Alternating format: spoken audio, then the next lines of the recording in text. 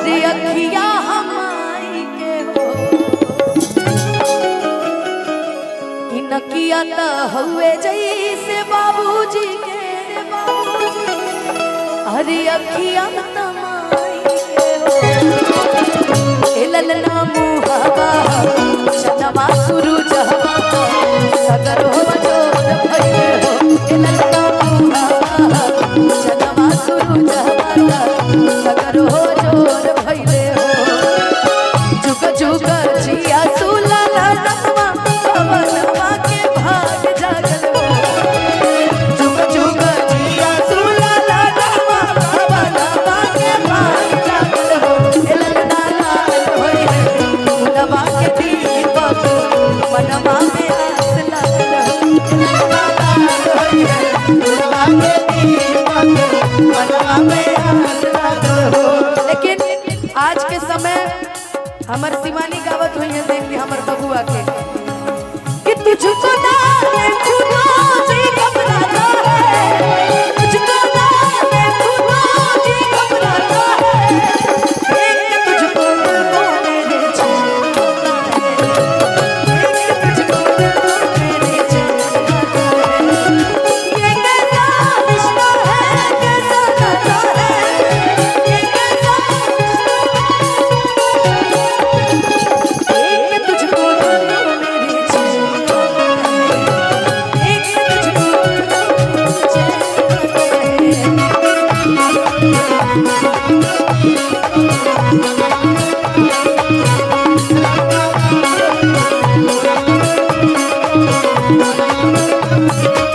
हमने के बीच में हमने के पंकज बिहारी गाइस आए हैं बहुत बहुत प्रणाम भैया पकड़ा गया फाइनली आज आदि शक्ति फिल्म्स के मनोज भैया बनी बहुत सारा स्वागत अभिनंदन श्याम आए हैं बहुत सारा स्वागत अभिनंदन हम धीरे धीरे चेहरा पहचान पहचान का नाम बोला था आज के दिन सुहावना रतिया लुभावना आज के दिन सुहावना रतिया लुभावना ललना तू बहरा बजला धैया अगलवा उठे सो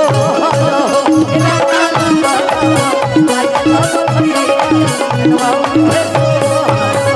ललना तू बहरा बजला धैया अगलवा उठे सो दिल को कहिया राम रही एक तेरे सिवा इन होठों में कोई नाम नहीं बन गया हूँ मैं तेरा दीवाना तेरे से दिल को छीना तुझसे प्यार में इतना जान जाना तो है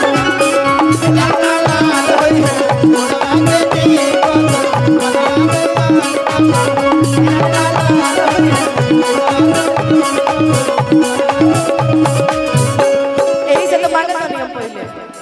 रउआ से ना पहले करोड़पति है इनकरा के हमने के गाना ही ना चैनल से आइल रहे चूड़ी हरियारा काले आई है रे सवारा का महिरी के नाच चमचा बोल चूड़ी हरियारा काले आई है रे सवारा का महिरी के नाच चमचा हमने के अखिलेश भैया भले हमें से खिसियात रहो हमेशा मगर हमने के प्यार नजरी में इज्जत प्रेम सम्मान हुए बा जौन पहले रह जौन रउआ बुचिया हमने के कहत रही अपना कोई सही बात है संडे के सुना हमर भूख पिया गया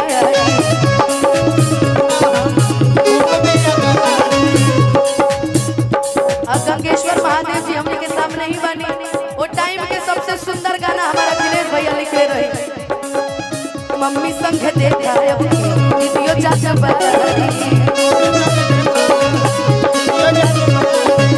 बड़ी मशहूर हो जाके संग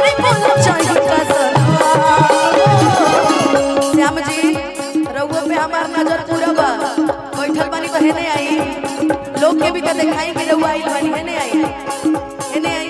तनी रुकी त तनी हई हई हमर टाइम हई पकड़ के बिया पकड़ तनी हेने आई जब सब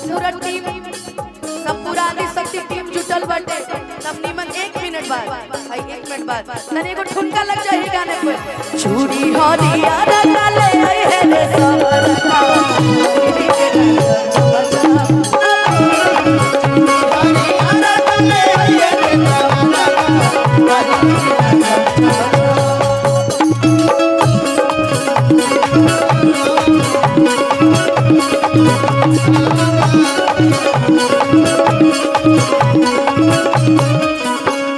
हमारे गुड्डू पाठक भैया चौबे भैया है आशुतोष भैया और बड़ी बड़ी रंजीत जी एनों के गाना रफ्तारे मेरा पकड़ा था जी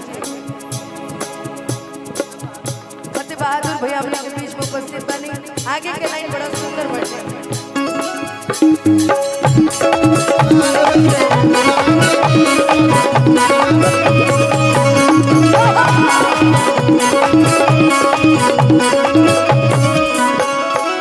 नाची नाची गावेली मोहिनिया ललन के खेलावेली हो नाची नाची गावेली मोहिनिया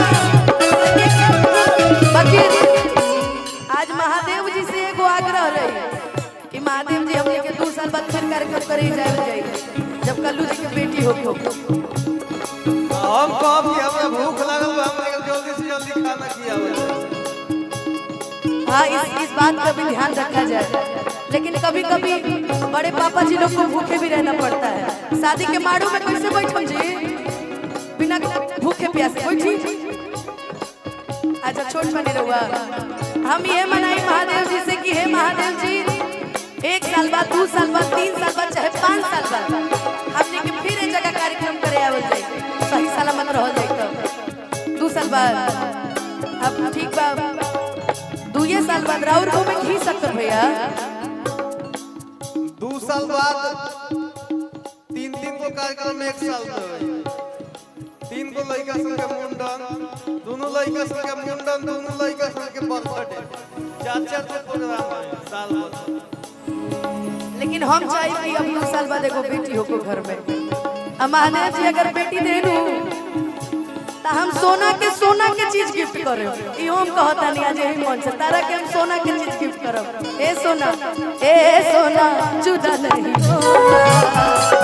ए सोना लेकिन आई बहन कहती है नाची नाची गावेली मोहिनिया ललन के खेलावेली हो नाची नाची गावेली मोहिनिया ललन के खेलावेली हो कि नाची नाची गावेली मोहिनिया हरि ललन के खेलावेली हो ए ललन नाची हुकी के चलेला